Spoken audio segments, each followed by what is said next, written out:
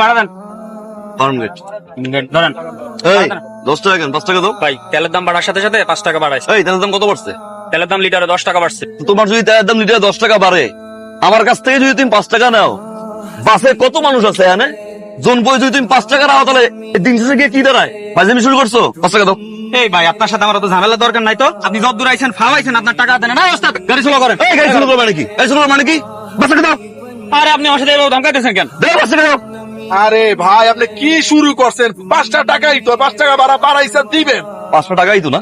আপনি করেন কি? ব্যবসা করি কেন? ব্যবসা করেন। মাসিক ইনকাম কত আপনার? মিনিমাম 60 থেকে 80,000 টাকা। এই 5 টাকা করে যদি প্রতিদিন নেয়, তাহলে বছরে গিয়ে দাঁড়ায় হচ্ছে 1825 টাকা। 1825 টাকা দিয়া আপনার কাছে 5 প্যাকেট সিগারেট হইতে পারে, বাট আমার কাছে 1825 টাকা দিয়ে আমার মায়ের সুখ, আমার বউয়ের সুখ, আমার ছোট ভাইয়ের পড়াশোনা, আমার কাছে সবকিছু। কারণ আমি নিম্ন মধ্যবিত্ত, আপনি মধ্যবিত্ত, আপনি বুঝবেন না। 5 টাকা দেন। দেন আমার। ওস্তাদ গাড়ি ব্রেক করে। আচ্ছা, আচ্ছা। নামেন।